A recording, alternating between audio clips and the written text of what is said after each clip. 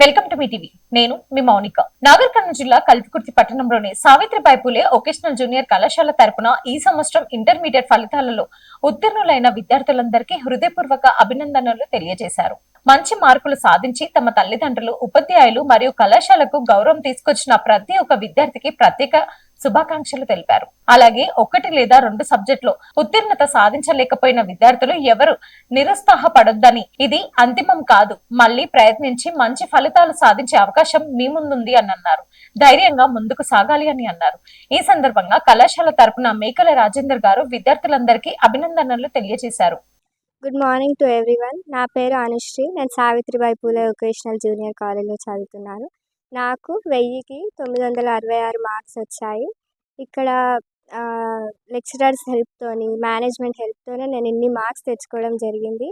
And also నేను వాళ్ళ హోప్స్ని ఇంకా ఫుల్ఫిల్ చేయలేదేమో అని నేను నా మార్క్స్తో అసలు సాటిస్ఫై అవ్వలేదు.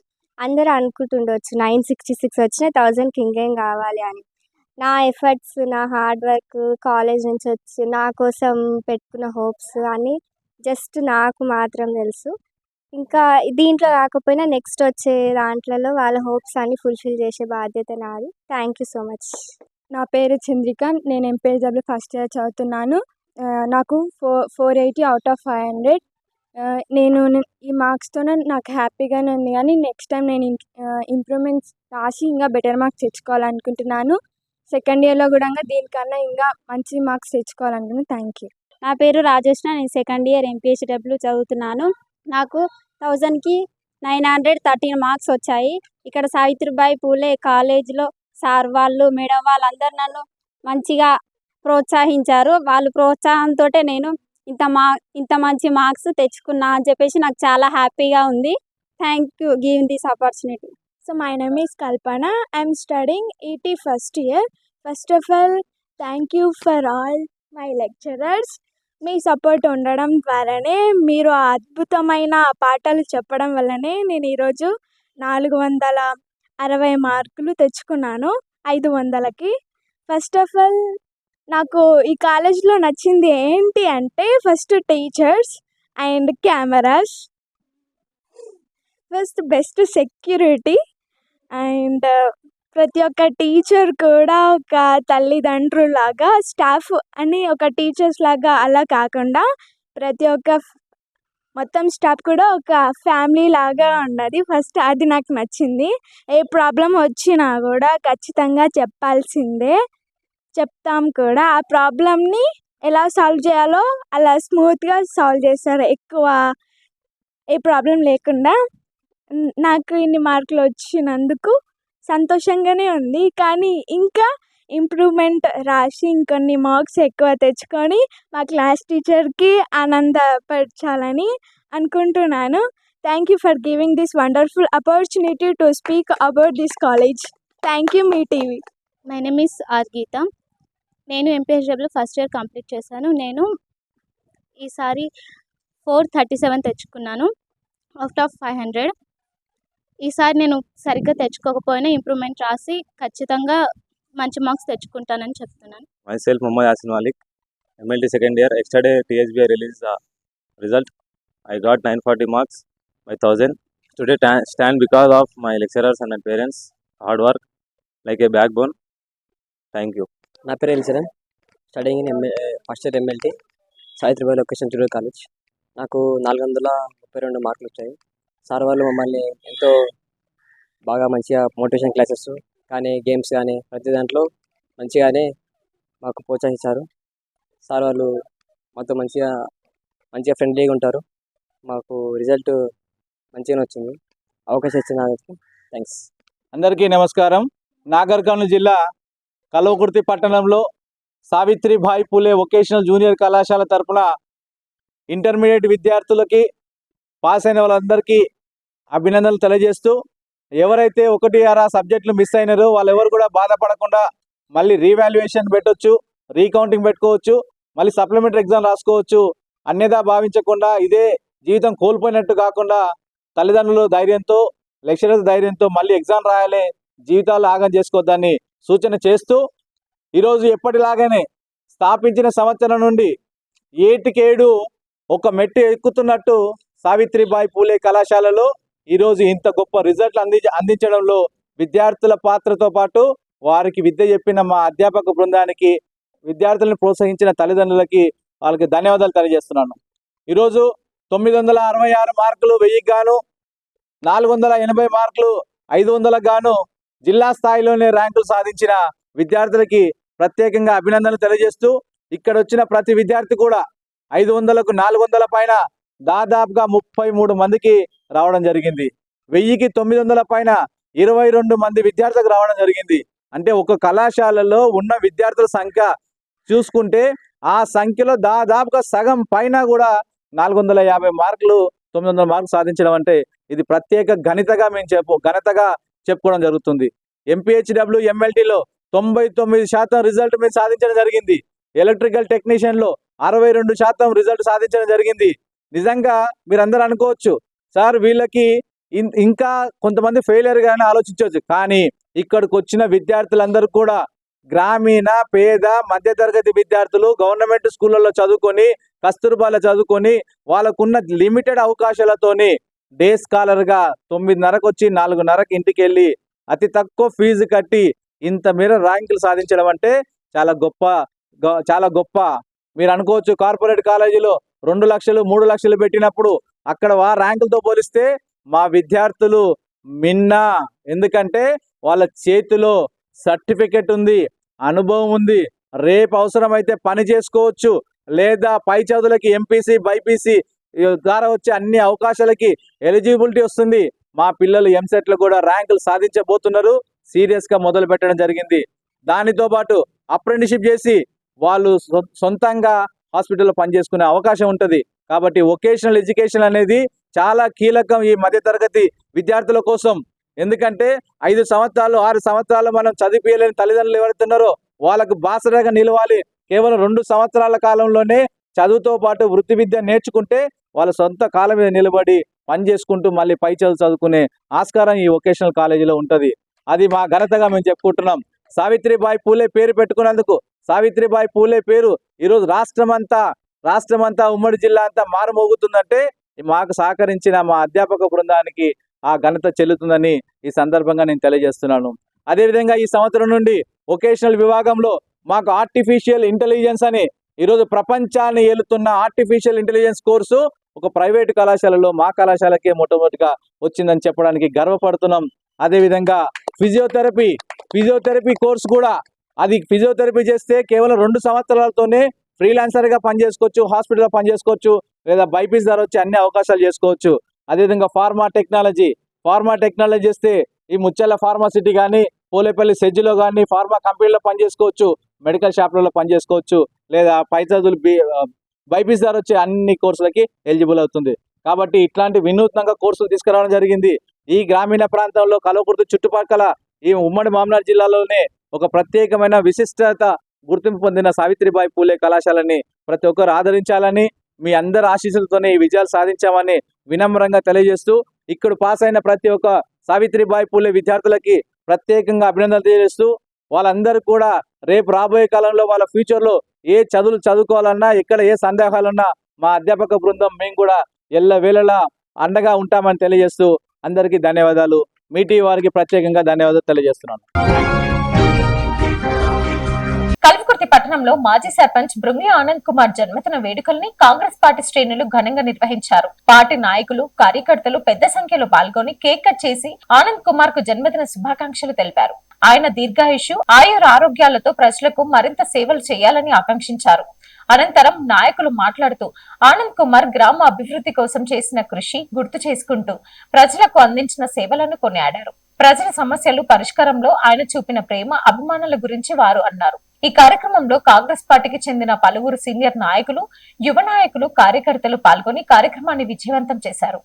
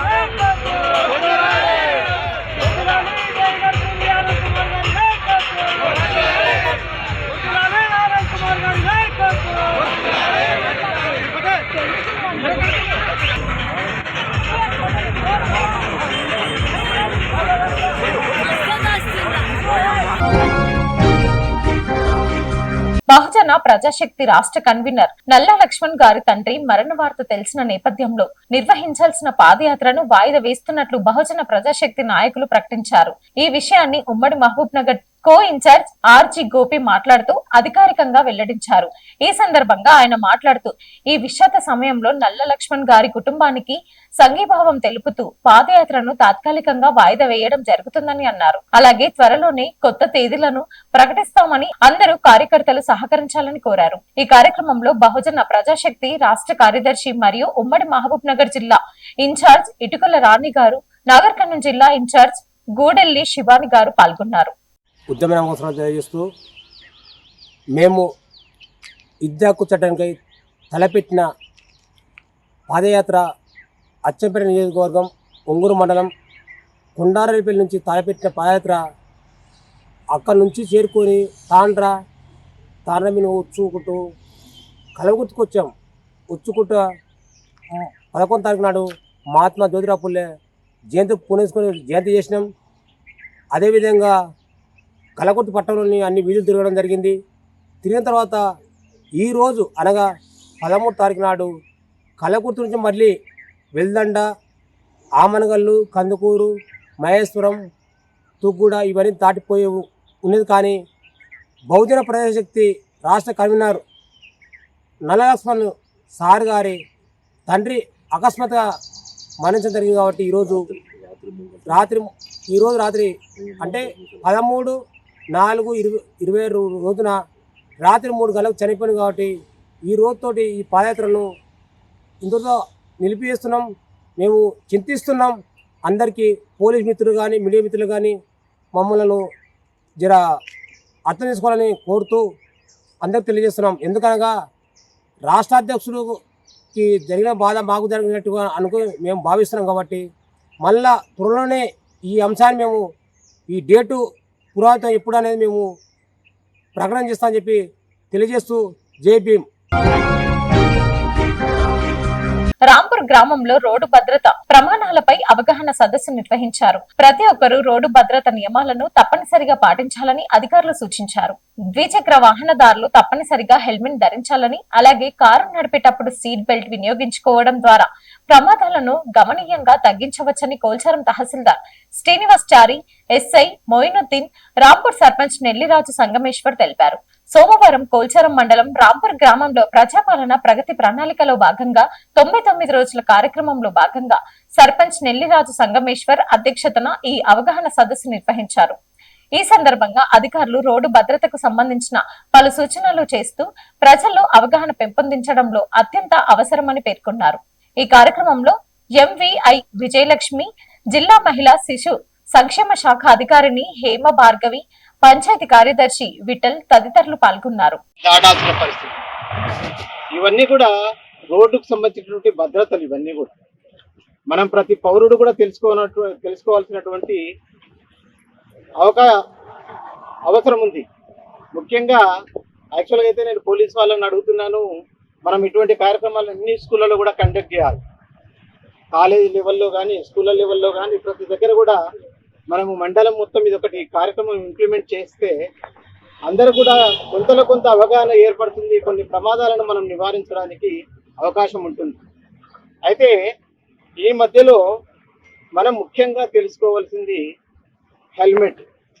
ఏంది హెల్మెట్, ఎందుకు పెట్టుకోవాలి, దానివల్ల ఉపయోగం ఉందా లేదా, ఎంతవరకు ఉపయోగపడుతుంది. అదేవిధంగా కార్లలో వెళ్ళే వాళ్ళు సీట్ బెల్ట్ ఖచ్చితంగా ఉపయోగించాలి. ఎందుకు, దానివల్ల ఏంటి ఉపయోగం అంటే మనం అనుకుంటాం, చాలామంది హెల్మెట్ పెట్టుకుంటే యాక్సిడెంట్ కాదా అనుకుంటాం. వాస్తవమా కాదా? చాలామంది ఏమనుకుంటాం, ఏందయ్యా హెల్మెట్ పెట్టుకోమంటాడు ఊరికి, ఏంటి యాక్సిడెంట్ కాదా, అయ్యేటప్పుడు అవుతుంది కదా అనుకుంటాం. కానీ హెల్మెట్ పెట్టుకోవడం వల్ల ఏమవుతుంది అంటే జరిగే ప్రమాదాన్ని నివారించుకుంటాం. మనం జరిగేటువంటి ప్రమాద స్థాయిని తక్కువ చేసుకోగలుగుతాం. దానివల్ల మన శరీరానికి జరిగే నష్టాన్ని కొంతవరకు తగ్గించుకోగలుగుతాం. అది హెల్మెట్ చేసే పని. అందుకొరకే ప్రతి ఒక్కరు కూడా ఇంట్లో స్టార్ట్ అయినప్పుడు మనం హెల్మెట్ ధరిస్తే మనం ఎక్కడైతే మన గమ్యస్థానం చేరుకుంటామో అక్కడనే హెల్మెట్ తీయాలి. ఈ రోడ్డు ప్రమాదాలు అనేటివి అన్నీ కూడా మనకు తెలిసి జరుగుతాయా అంటే ఎవరికి కూడా తెలియదు. ఏ టైంలో ఎక్కడి నుంచి ప్రమాదం ముంచుకొస్తుంది తెలియదు మనకు.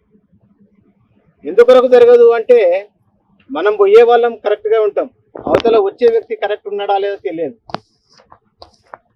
అందుకొరకు ఒకసారి మనం రోడ్డు ఎక్కినామంటే మన యొక్క సేఫ్టీ మెజర్స్ అనేది ఖచ్చితంగా పాటించాలి. మనం వెళ్ళేటువంటి దారి కరెక్ట్గా ఉందా లేదా చెక్ చేసుకోవాలి.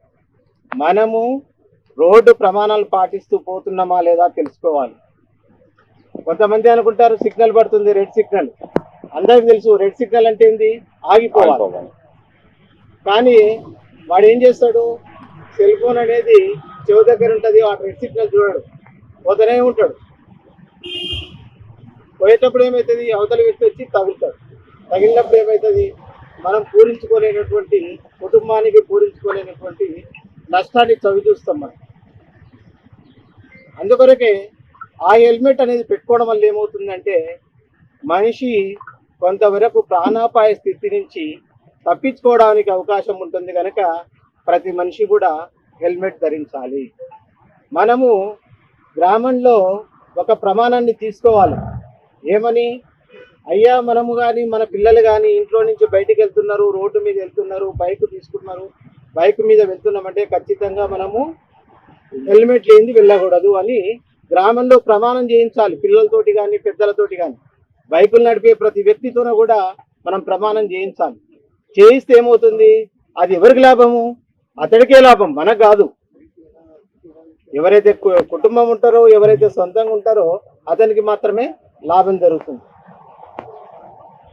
అదేవిధంగా ఆర్టీ వాళ్ళని కూడా అడుగుతున్నాను, కొన్ని పాంప్లెంట్స్ ఇవ్వండి అమ్మా. గ్రామాల లోపల చాలా మటుకు రూల్స్ తెలియదు వీళ్ళకు.